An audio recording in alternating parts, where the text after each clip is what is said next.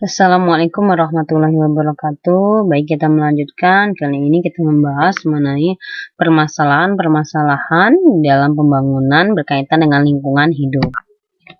Sekarang kita mencoba mengevaluasi permasalahan sumber daya alam dan lingkungan di dalam rentang waktu, ya, di dalam perjalanan ruang dan waktu. Nah, yang pertama sebagai gambaran saja kita ambil di sini beberapa, ya, dari tahun 1972 sampai dengan tahun 1982 sebagai contoh di lingkungan atmosfer atau udara, ya. Bagaimana pencemaran udara masih dalam skala lokal. Kemudian di komponen atau di laut, ya, di komponen lingkungan laut, pencemaran laut yang masih sporadis, ya. Kemudian contoh lagi misalnya permasalahan di komponen lahan atau tanah, ya, yaitu tanah kritis, ya, hutan gundul, kekeringan. Sekarang kita bandingkan tahun 1982 sampai dengan tahun 1997. Lingkungan atmosfer pencemaran sudah berubah, kemudian tidak hanya pencemaran udara dalam skala lokal, namun pencemaran kimia udara pun sudah secara global. Kemudian mulainya munculnya isu-isu lingkungan, yaitu mengenai global warming, ya. Kemudian adapun di lingkungan laut, ya, pencemaran tidak lagi sifatnya sporadis, melainkan pencemaran limbah padat, cair, B3, ya, persisten organik, partikel yang pantai, rawa, laut, ya, kemudian kerusakan terumbu karang, intrusi garam terhadap air tanah, ya, air laut, ya, ataupun di komponen-komponen lingkungan lainnya, atau misalnya ialah di aspek kesehatan manusia. Di tahun 82 sebelumnya pengendalian penyakit kurang gizi dan menular, khusus penyakit menular, ya, di negara berkembang. Namun kemudian di tahun 1982 dan seterusnya bukan hanya masalah penyakit kekurangan gizi dan penyakit menular, namun ditambah juga dengan masalah-masalah berkaitan dengan pengendalian penyakit lingkungan hidup. Ya, masalah pernafasan, ya, ISPA, kemudian kanker, stres, ya, penyakit jantung, penyakit alergi, dan lain-lain. Ya, ini beberapa contoh kita mengevaluasi permasalahan sumber daya alam dan lingkungan hidup. Kemudian selanjutnya kita lihat juga di tahun 1997 dan sampai dengan tahun 2009, di mana ini masuk pada era otonomi daerah atau reformasi. Ya, bahwa permasalahan atmosfer lagi-lagi lebih terutama pada paparan dari limbah kimia, ya, limbah gas, ya, dan sifatnya global, dan isu global warming atau pemanasan global itu semakin meningkat, ya. Ataupun masalah-masalah lainnya, ya, masalah sosial masyarakat, konflik sosial, ya, kemudian masalah kearifan yang semakin terancam, ya, kemudian masalah lahan dan tanah, bagaimana lahan semakin berkurang oleh pembangunan, termasuk dampaknya berkurangnya ruang terbuka hijau. Ini beberapa contoh permasalahan di bidang sumber daya alam dan lingkungan yang terjadi akibat adanya pembangunan tanpa memperhatikan aspek kelestarian lingkungan hidup. Salah satu kasus pencemaran lingkungan, ya, pencemaran lingkungan hidup yang cukup booming, ya, cukup blow up di Indonesia ialah kasus lumpur lapindo, ya, yang bukan hanya lumpur panas, ya, namun juga mengeluarkan gas, bahkan ledakan api, ya, terjadi di tahun 2006. Ya, bisa kita lihat di beberapa gambar tadi bagaimana lumpur panas terus keluar, ya, dari perut bumi, menenggelamkan sekian banyak bangunan, menenggelamkan sekian luas hektar lahan, ya, dan banyaknya korban materi, terutama akibat dampak dari lumpur lapindo ini, dan ini terjadi disebabkan adanya aktivitas pembangunan. Ini data terakhir, ini sekarang seharusnya sudah bertambah, ya, lumpur lapindo itu sampai dengan 160.000 meter kubik per hari, ya, semburannya. Dan permasalahan-permasalahan lingkungan lainnya yang dari tahun ke tahun terus bertambah permasalahan ini, mulai dari pembakaran sisa penebangan lahan hutan, ya, kemudian pengubahan lahan atau perluasan perkebunan sawit dan lain-lain, yang akhirnya menjadi korban terutama ialah flora dan fauna yang pada dasarnya sebenarnya lingkungan tersebut, lahan hutan tersebut ya sebenarnya merupakan habitat utama dari hewan dan tumbuhan tersebut. Bisa kita lihat juga di sini ya bagaimana aktivitas pembangunan yang sifatnya lokal tidak semata-mata dampak pencemaran diberikan hanya berdampak secara lokal namun juga bahkan global. Ini contoh dampak pembakaran hutan. Bagaimana pembakaran hutan di Indonesia, contohnya ya di Kalimantan ternyata bahkan sampai mengekspor ya, mengirim asap ya sampai ke negara tetangga. Ya bisa kita lihat di sini kaitannya pencemaran atmosfer, bagaimana gas karbon dioksida, karbon monoksida berpengaruh terhadap lingkungan secara global, bagaimana kemudian bereaksi di atmosfer menjadi gas NOx atau gas sulfida ya SOx yang akhirnya berpengaruh terhadap keseimbangan panas bumi ya, dimana radiasi atau panas sinar matahari tertahan tetap di atmosfer atau tetap berada di atmosfer bumi yang akhirnya disebabkan oleh adanya efek rumah kaca ya. Berbagai macam dampak yang muncul mulai dari pemanasan global, kemudian penipisan lapisan ozon, kemudian terjadinya hujan asam dan lain-lain, dimana dampaknya itu juga akan dirasakan kembali lagi kepada manusia yang melakukan aktivitas itu sendiri.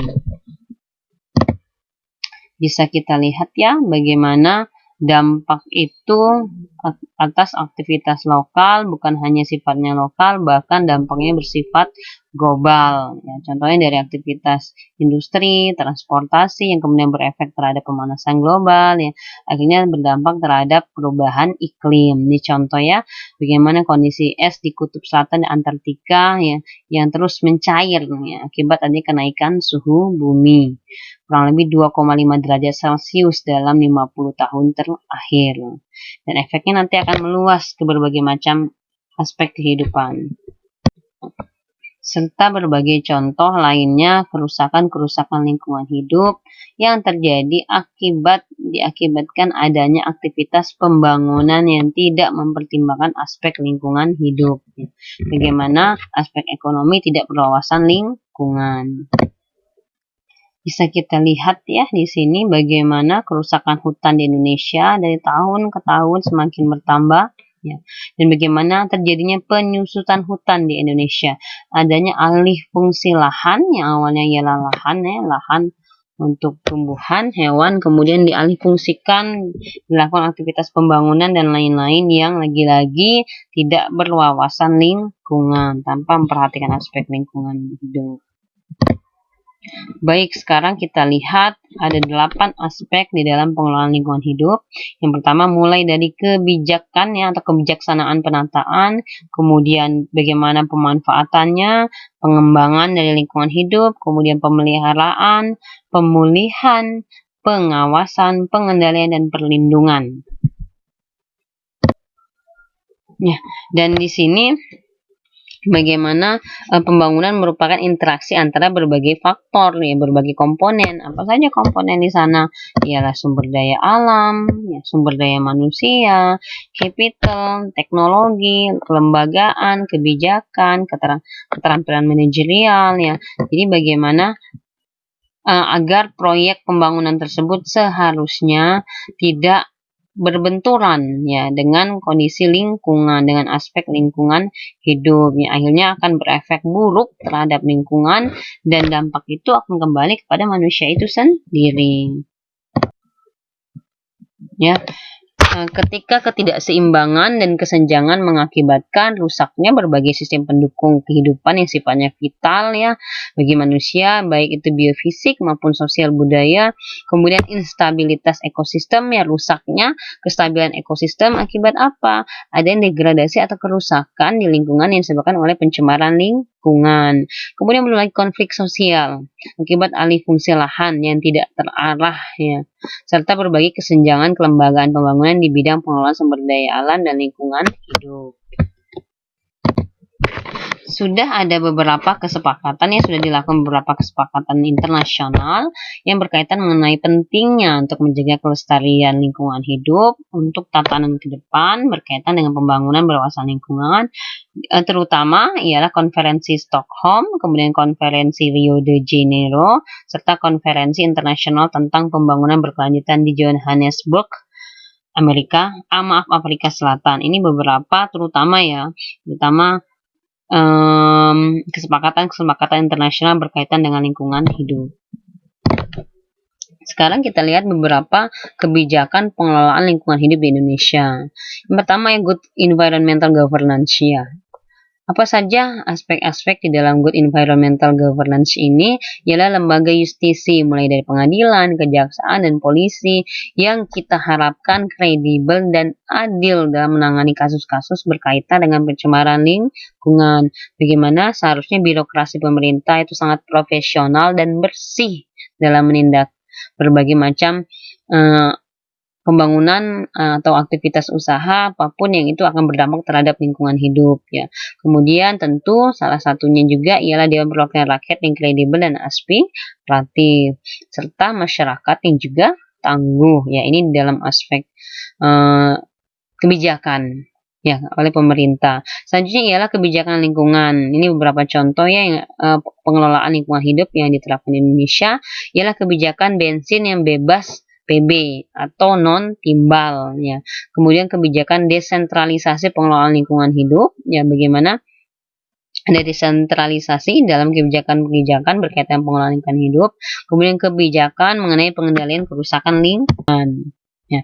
Kemudian kebijakan lainnya ialah berkaitan dengan peraturan dan perundang-undangan. Contohnya, sampai dengan saat ini sudah dibuat berbagai macam ya peraturan berkaitan dengan baku mutu emisi, kemudian baku mutu limbah cair ya, termasuk golongan peruntukan air sungai, penentuan kelas-kelas air khususnya untuk air sungai, serta pengelolaan limbah B3, kebijakan-kebijakan tentang pihak ketiga, seperti itu contohnya. Kemudian juga berkaitan dengan kepedulian konsumen, yaitu khususnya mengenai kesadaran untuk membeli barang yang dibuat dengan etika lingkungan yang tinggi ya. Barang-barang yang ramah lingkungan, barang-barang yang dapat di-recycle ya. Kemudian boikot yang dilakukan oleh konsumen terhadap produk-produk tertentu yang tidak ramah lingkungan ya. Ini beberapa contoh kebijakan pengelolaan lingkungan hidup di Indonesia ya. Selain itu market based instrument ya, bentuknya beberapa diantaranya ialah market creation, kemudian fiscal instrument, financial instrument ya, kemudian liability system ya, deposit refund system ya. Ini beberapa contoh untuk aspek ekonomi secara spesifik ya. Selain itu ya, kebijakannya berkaitan dengan teknologi ya, terutama ialah penerapan teknologi produksi bersih serta verifikasi berkaitan dengan teknologi ramah lingkungan.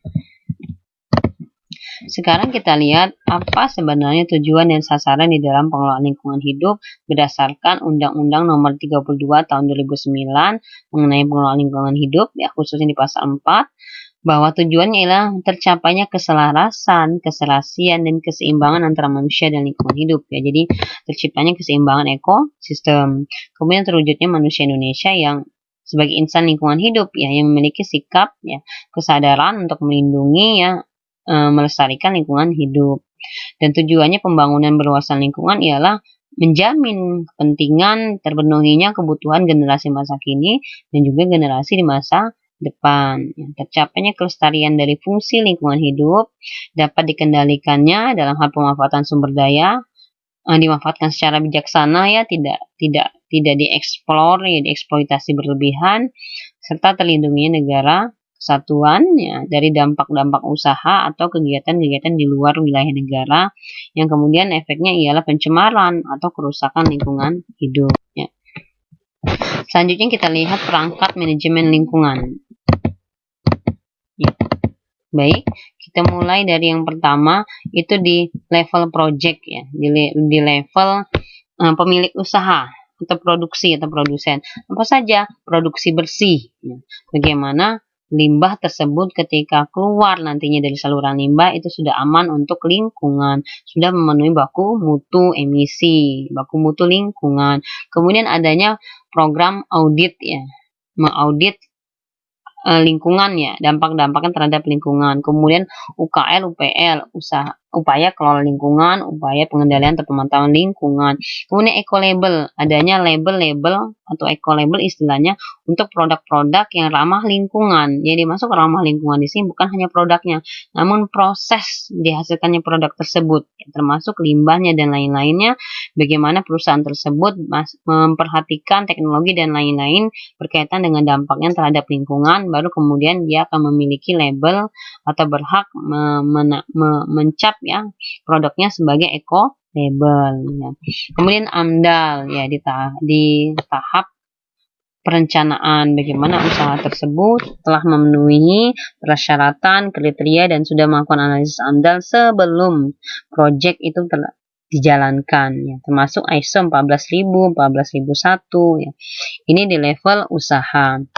Kemudian di level ekosistem ya, ada beberapa instrumennya atau programnya khususnya di Indonesia. Ada Prokasi ya untuk air sungai bersih meskipun sudah tidak begitu diimplementasikan sekarang. Kemudian program daerah aliran sungai kritis, wilayah-wilayah yang kritis yang strategis lokasinya namun berisiko untuk tercemar. Kemudian pantai dan laut lestari, bagaimana pelestarian wilayah pantai dan laut ya dengan berbagai macam program termasuk penanaman mangrove ya, kemudian bagaimana program keanekaragaman hayati, adipura dan langit biru. Ini di level ekosistem. Kemudian di level nasional ya, kabupaten atau kota ya. Good environmental governance yaitu khususnya peraturan dan perundang-undangan. Kemudian bagaimana konsumen itu sendiri memiliki kesadaran dan kepedulian dalam hal pelestarian lingkungan, dalam hal produk-produk yang ramah lingkungan, serta berbagai macam kebijakan-kebijakan lingkungan ya. Termasuk instrumen ialah market base ya, teknologi di sini ya. Ini beberapa perangkat di dalam manajemen lingkungan. Ya, dan beberapa yang mendasarinya ialah dari protokol Cartagena dan protokol Kyoto ya. Kebijakan atau kesepakatan-kesepakatan internasional berkaitan dengan lingkungan hidup.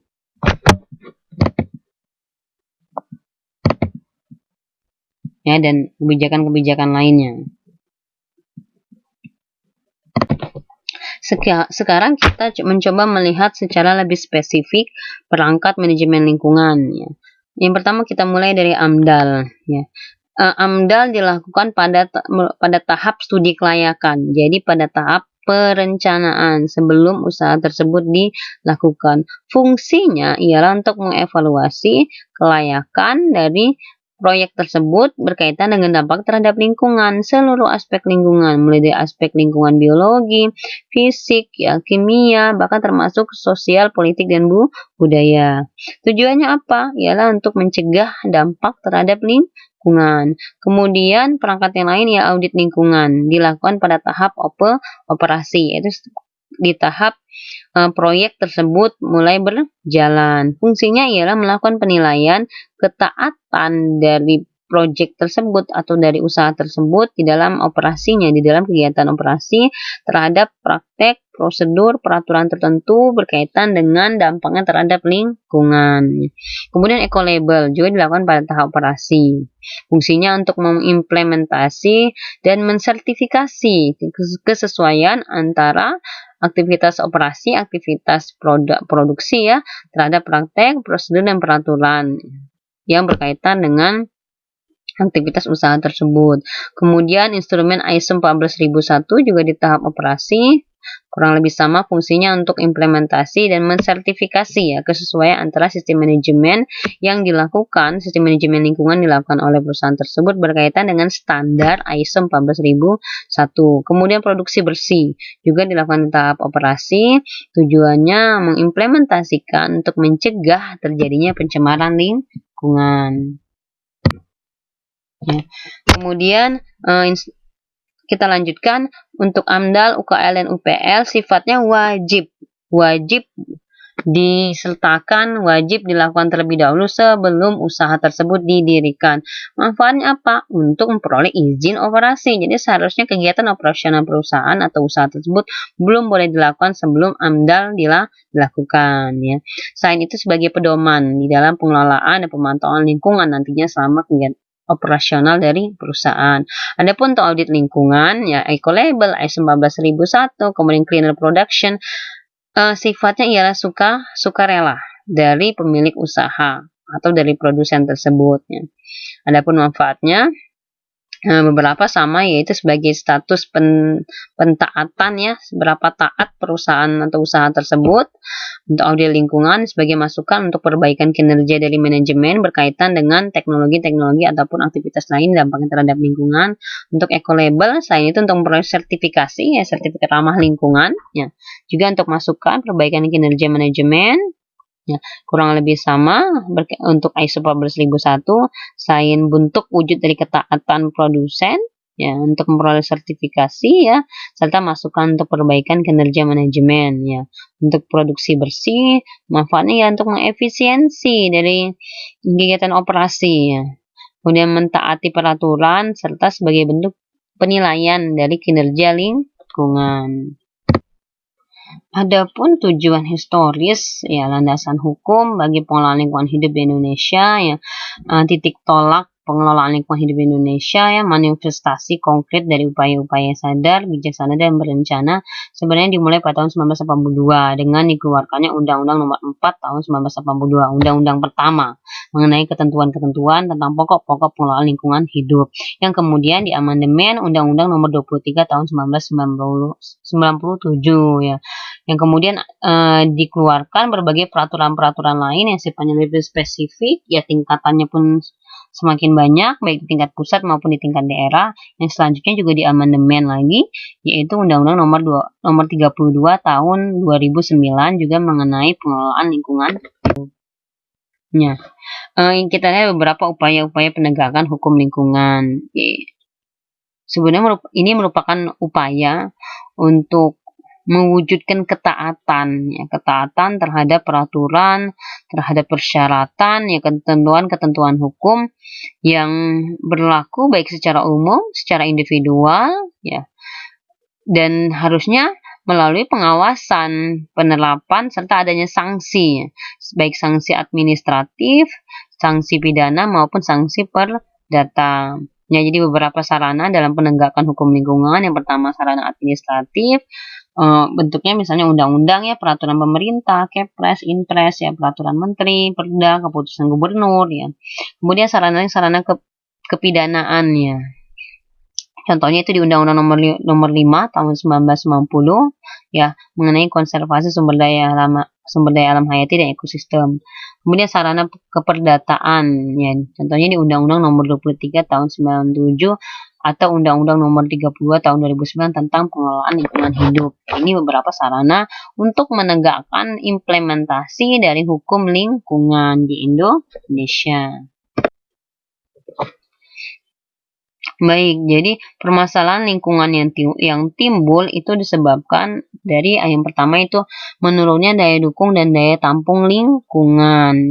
Bahwa lingkungan, ya, suatu komponen lingkungan memiliki daya dukung dan daya tampungnya terhadap pencemaran yang masuk ke komponen tersebut, ya.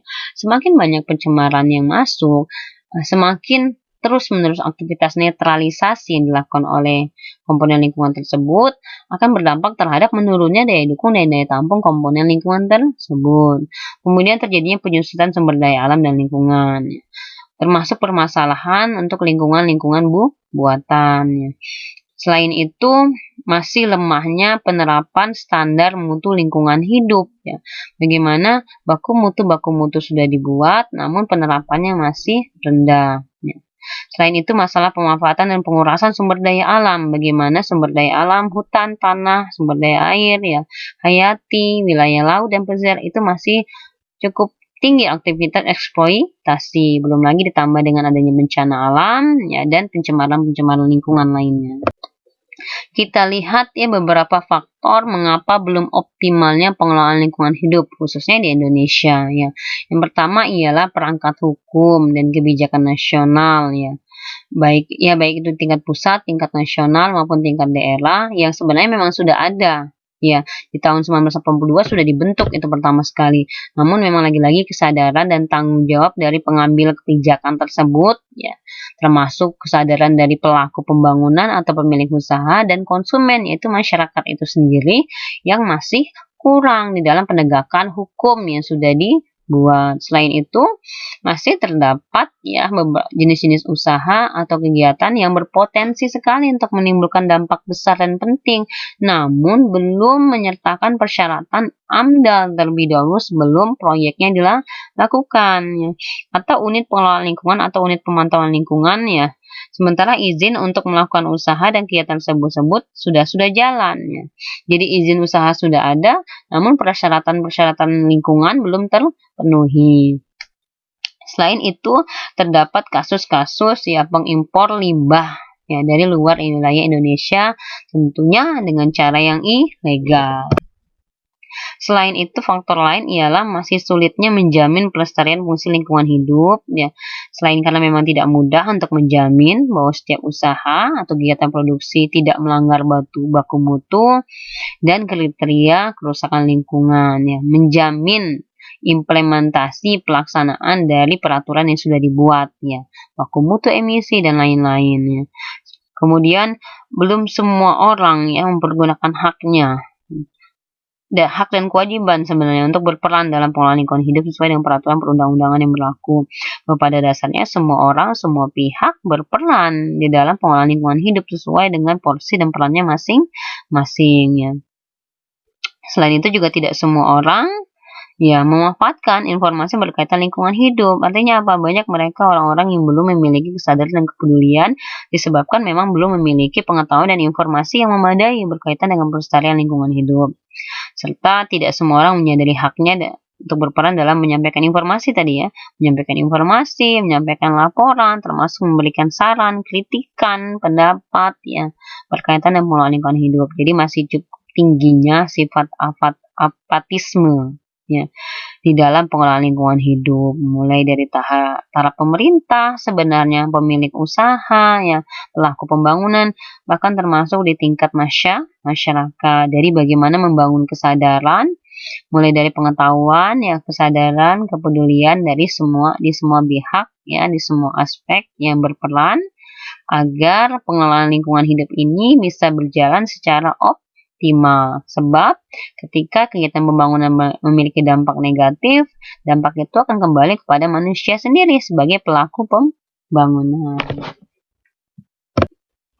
Baik ya, itu saja yang bisa saya sampaikan ya. Secara khusus kita membahas mengenai permasalahan lingkungan yang disebabkan oleh adanya aktivitas pembangunan.